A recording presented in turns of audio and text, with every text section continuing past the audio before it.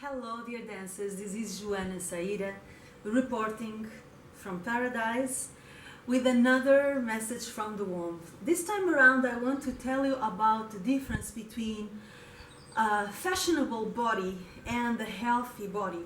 As a dancer who has been in this craft in one way or another since I was very little, I started studying classical ballet when I was just 5 years old, and I was dancing already before that, so it's been a while in the craft of dance. The body has always been central to me, and I was not immune to the pressures our society deposit on my body. I mean, I've been in adolescence through anorexia. I've blamed myself, for not having the straight plan kind of body that I thought at a certain time that I had to have. I wondered many times why my body was not like the body of the magazines, in the sense that I'm very round, now I love it, but it was not always like that. I think for most of us, we have to learn or to relearn how to love ourselves and make the best of what nature has given us. So for me, it has been a path of rediscovery and reappreciating as well. Yeah. But as a dancer, as a professional dancer, you are in the eyes of public and you are being evaluated and you're being judged. And ultimately, you have to make a long-term choice between health, vitality, creativity, and a body who is constantly punished, constantly corrected, constantly criticized. I've realized that for me, and that's just my personal perspective, it doesn't have to be yours. For me, it's more important to eat well, sleep well, exercise when my body asks me for exercise, and be quiet and still and resting when my body asks me for resting. Yeah, it's more important than having my ideal shape. Yes, even if my ideal shape has developed with time, I do like my curves nowadays. I do like the fact that my body doesn't look like an iron machine, I do like the fact that my body is not plain like a man's body. I feel probably at my best right now. So it's not like I'm criticizing and punishing myself anymore. Thanks God I'm not.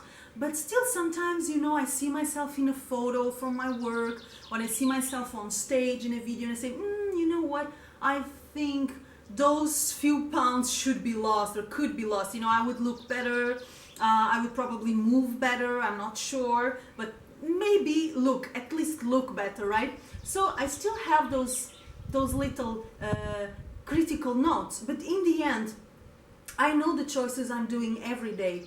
And my number one choice is to keep myself healthy. As a dancer, I need a body who is efficient, operating, happy, fertile, alive, thriving, energetic. If that means that I have a few pounds extra, so be it. If that means that sometimes I'm in a shape that I think is amazing, I really love that, that's the way I should look all the time, and other times, I feel, I could have worked out a little bit more, or I don't like my arms that way, I would like them to be a little bit more defined, or, I would like to see my legs a little leaner. Things that for dancers, I guess, are like our daily bread, because we're dealing with our bodies to the detail every single day, so I know exactly what is the shape of every part of my body. And again, I am not immune to self-criticism. It's just that I learned to put everything in perspective and see what's more important. Eating well is more important than dieting. Dieting doesn't work in the long run, especially if you're like me and you love eating and you move a lot and you do a lot of things, so you need energy. At some point, you really have to choose. Do I diet and be a good girl, or do I eat well and ingest the things that my body are asking me for, and I have energy to do everything I want to do in my life, running, working, traveling, creating, visiting friends, going up a mountain, going down a river, whatever I want to do. So I choose vitality. I choose to feed my body and to give my body things that it wants and it needs in order to be a healthy, productive, constructive, happy person, instead of dieting and criticizing myself all the time and putting myself down and pushing my body into a state of aesthetic beauty that fits my my ideal, but also a state of unhealthiness, of low energy, of bad mood, yeah, of someone who doesn't have enough energy to do all the things that she could do in her life.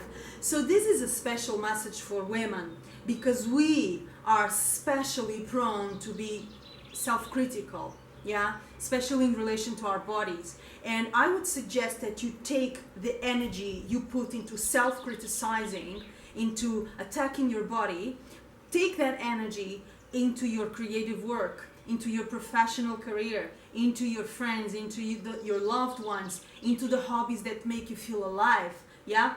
Substitute skinny body or the ideal body by a healthy, vital, fertile, empowered, joyful body for dance and for life, okay? Make the choice and let me know how it goes. I've made mine and I'm not going back, baby. Enjoy.